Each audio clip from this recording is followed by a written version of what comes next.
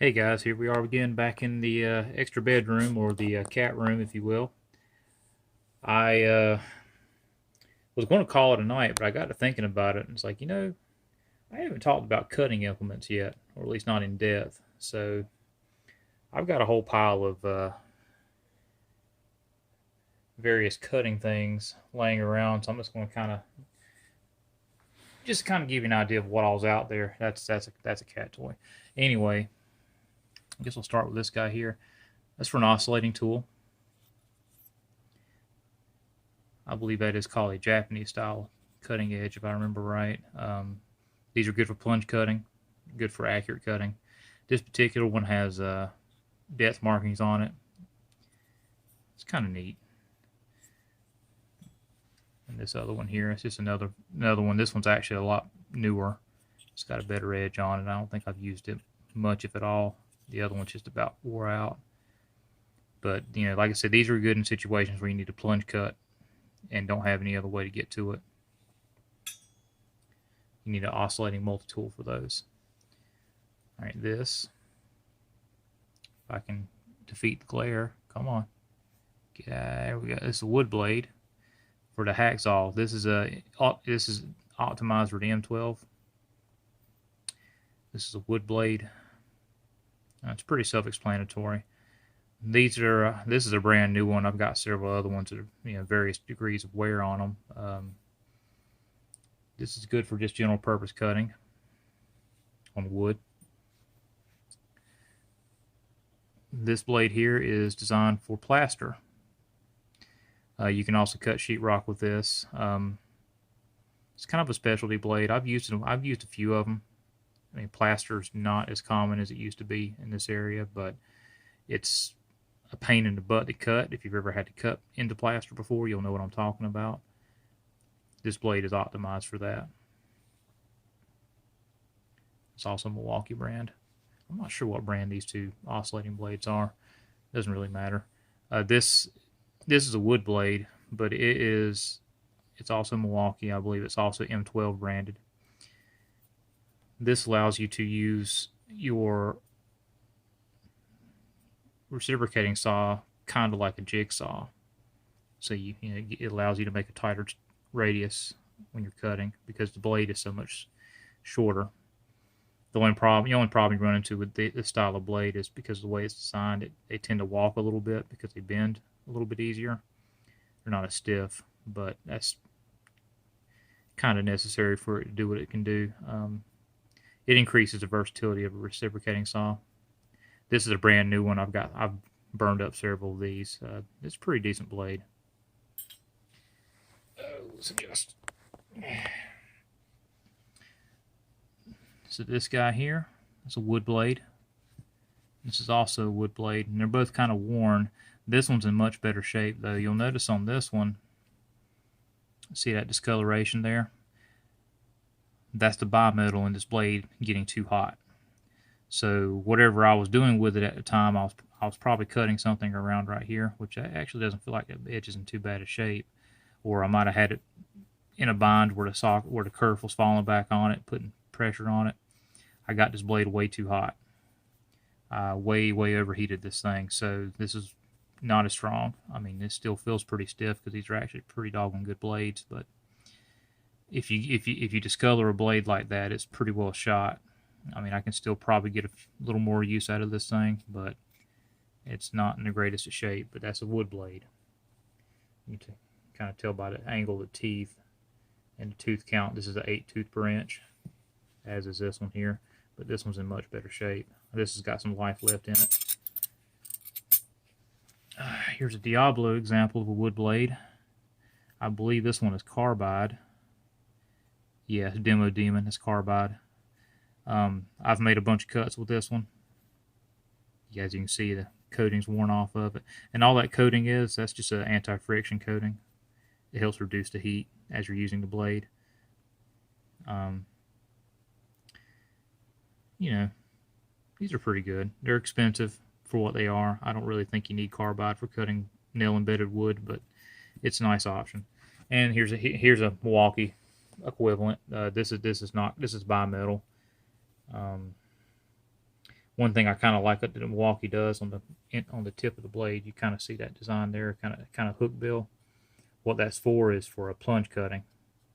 So say you're trying to cut into like a flat piece of wood, you can kind of angle this right here, and that duck bill will kind of score that piece, and eventually it'll break through enough to where you can plunge into it once you get the angle right. That's pretty handy. I mean, you can plunge cut with this one too, but it's not really as effective the way that's designed.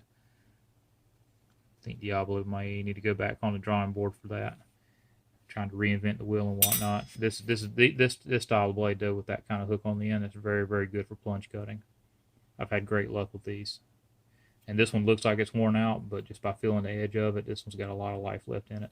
Especially with a bigger saw that's got an adjustable shoe on it, so you can move farther up on there. Like especially at the midpoint, these are still razor sharp. Oh. Let's talk about grinders a little bit. I love grinders. I use a grinder all the time. I haven't actually used this bit yet, but I bought it just to have it. It's called a tuck pointing disc. See how thick that is? That's diamond impregnated. What this is for is if you are in a situation where you need to remove bricks from a brick wall and you don't want to destroy them or demo them necessarily, you plunge into you can plunge into the mortar with this and remove that mortar between the bricks. I haven't had a need for it yet, but it was on sale when I bought a bunch of these other blades, so I was like, why not? Might as well get it so I can have it. That's a tuck point blade. This is an abrasive cutting disc. This is a 6-inch. My grinder, which is in this bag right here, that's the Walt FlexVolt 60-volt grinder. It's a pretty stout unit there. You can use 6-inch discs. As you can kind of look at it and see, it's thin. This is a thin disc. This is meant for cutting, and it's got some wear on it. I've used it a few times. This is a fairly new blade. This is a fairly new disc. That's the thickness of it right there. It's 0.045 inches, which is about what you want from most general purpose cutting. You can cut basically anything with this. It's all a matter of how much disc are you willing to burn up to cut something. The thing with this type of disc, though, you have to be very careful about how you handle them. You don't want to be rough on them. You don't want to bend them or drop them, because if you crack this material, this abrasive, I mean, you can see the webbing inside of it. But if you compromise that webbing, these things can fly apart on you. That's why it's very important to always use a guard when you're using any kind of grinder disc, but especially discs like this. And these are not meant for grinding. You do not grind with this. It's too thin. It'll break and it'll hurt you. So do not grind with that. But this is for cutting only. Grinding disc.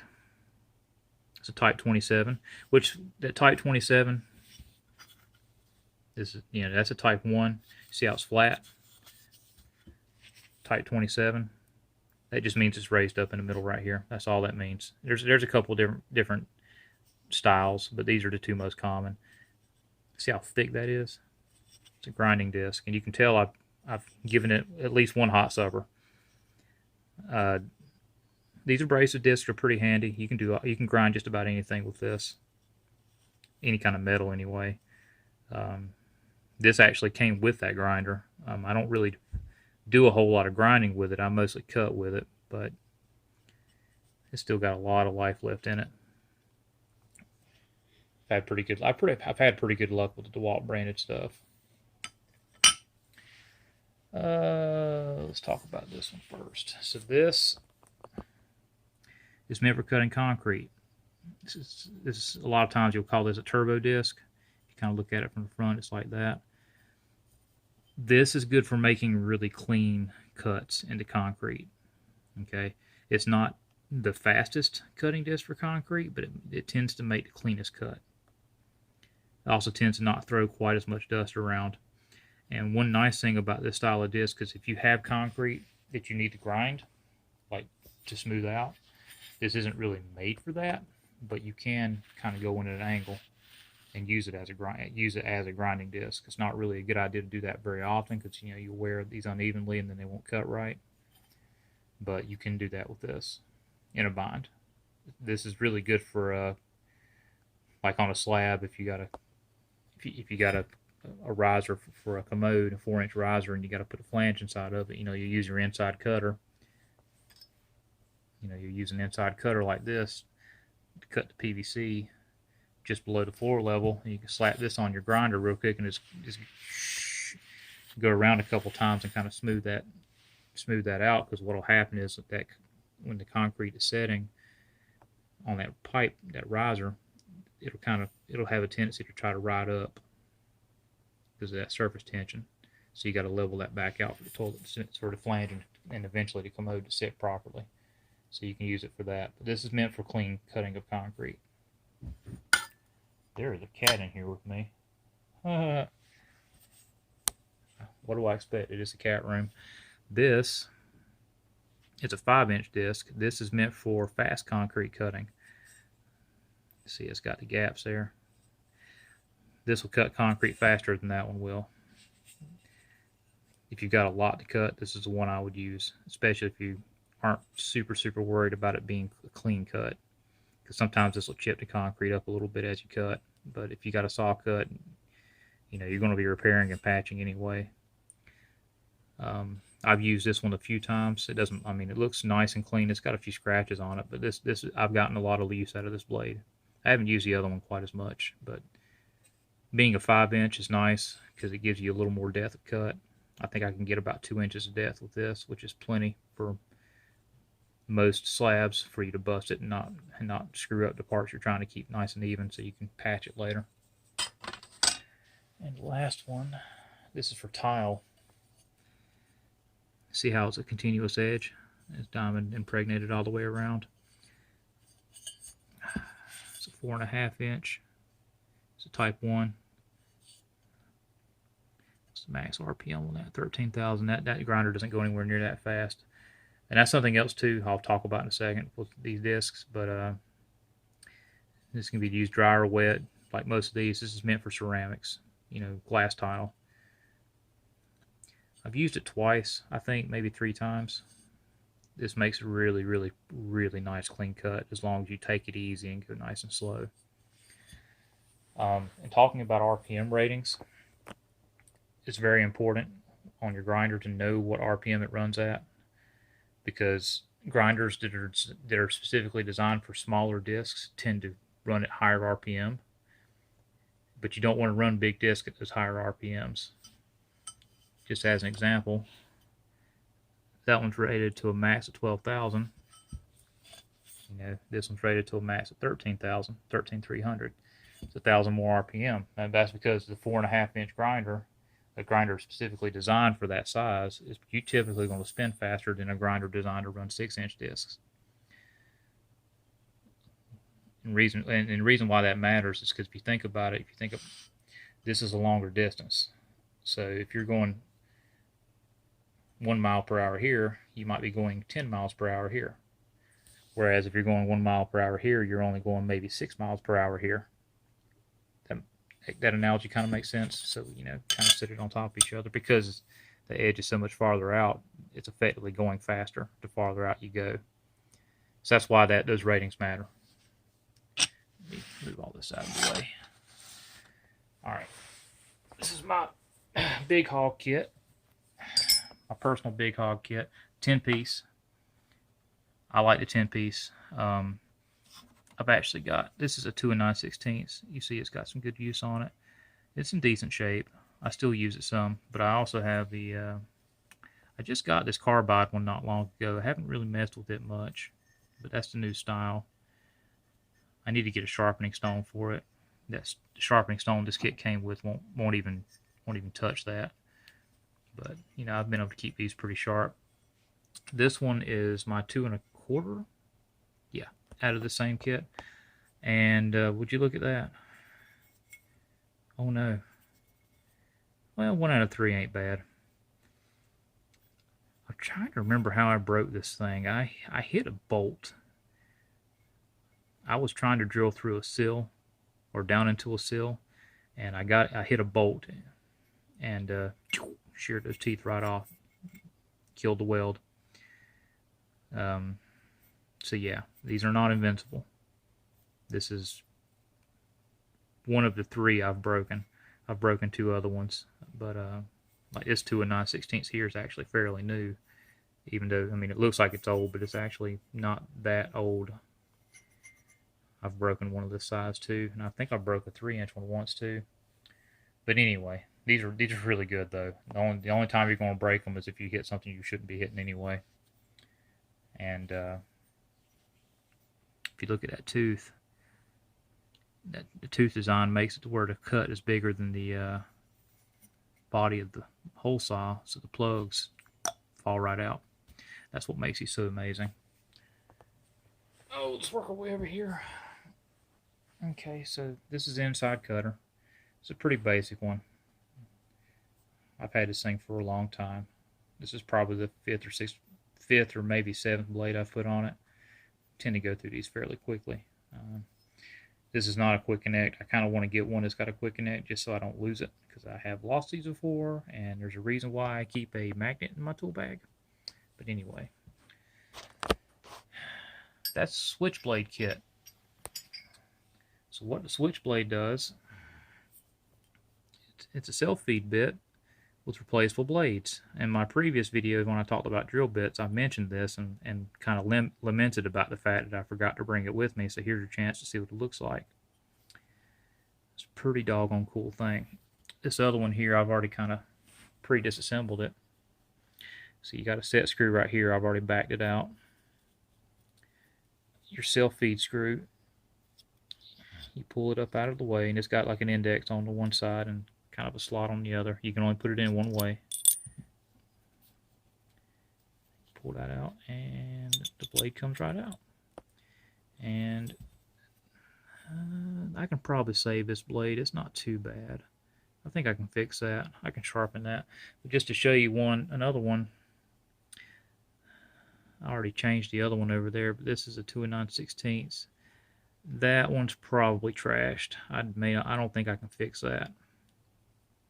But I'll have to, if I do sharpen it, I'll have to come pretty far back, and if I come back too far, I'll lose the cutting angle and it won't work right. But that's okay. That's what these are for. Just, you know, instead of me destroying a $150 bit, I'm destroying a blade that costs like $2. Big deal. And there's a couple other sizes in there. But we'll move on from that. These are jigsaw blades. It's a Bosch set. Bosch makes a pretty good set of jigsaw blades. If I can wrap my mind around opening this. Okay, it opened itself. How about that? There's a couple of different styles in there. Some of them are good for wood, some are good for metal, some are good for plastic. Some cut on the downstroke and some cut on the upstroke. These are really good. These are really handy. You know, if you're in a situation where you need to cut a big hole, but you don't have a hole saw big enough to do it, jigsaw will save you. You can do it. You know, you can do some really interesting things with jigsaw. I want to say, yeah, the one I have is a rigid. It's a rigid branded one. I've got a couple other rigid tools, like a bunch of their lighting. I have a bunch of their lighting because that was before Milwaukee really got serious with their lighting. Rigid kind of dabbled in it first, but yeah, these are all still razor sharp. I've gotten a lot of use out of these, but I've been very careful with these. I don't overheat these. I don't run these hard because these were kind of expensive. So let's talk about. So we'll show off a couple of metal blades. Some Milwaukee ones, 14 TPI. It's a 9-inch. This is bimetal. This is, well, other than that little blemish on the end, this is basically a brand new blade. It's got a lot of life left in it. Let's see, this is, I believe that is a medium metal blade. It might be carbide, I'm not sure. I'm not sure, but it might be bimetal. This one, that's heavy metal. It's carbide. I'm almost certain it's carbide, but if we hold them together, you can kind of tell the difference in the tooth design. Maybe you can see it. The teeth are thicker on the thick metal cutting blade there's fewer teeth per inch. This is also a thick metal blade. It's got a little more life left in it than that other one does. I tend to save these and keep reusing them until they don't cut anymore. And here's a brand new one right in the box. That's the thick metal blade. That's what they're supposed to look like. But yeah, that's kind of some of the stuff that's out there. You know, this is stuff in my personal collection. One last thing I want to show you. Also, in the drill bit video, I talked about this. This is my 3/4 ship auger. Look at that thing. Look at how worn that is. See all that surface is worn off. This is actually smooth to the touch now because it's been ground down from cutting so much. I've sharpened this thing a bunch of times. It's actually due to be sharpened again. It's not really that sharp at the moment. I need to fix that before I go to bed because I'll forget. And here's the 1-inch. The edge isn't in the best of shape either. I need to fix that. It's not quite as worn down the shaft though. But I've used these for a long time. These are really, really good bits. Milwaukee makes some pretty decent stuff. These bits are really good. Okay, if you're going to buy anything Milwaukee, these bits are, assuming they're still as good as these were back when I bought them. I've had these for like 4 or 5 years. These have been really good bits. They're easy to sharpen. They hold an edge really well, and they're tough. You hit nails all day with that. And I've got a bunch more of them. I just grabbed the two I used the most because they had the most wear on them. I just wanted to kind of prove that yes, I do in fact own these, and yes, I do use them. But yeah, that's really all I wanted to cover on that. There's a cat hiding under there, but I don't think she's going to come out. That's okay. She'll say hello next time. Yeah, I don't really have anything else to say about it. That's other than pulling out other specialty tools like my bandsaw. That's really the only other cutting tool I can think of. But I'm lazy and don't feel like dragging that thing out. It's basically a reciprocating saw, except instead of reciprocating, it just cuts in the same direction forever and ever. Bandsaws are really cool. You can cut some serious stuff with those. But anyway. Just like always, you know, if you have questions or comments or concerns, reach out. And, you know, this is just meant to give you kind of an idea of what's out there. Different types of blades and different type of cutting implements. All right, thanks for watching.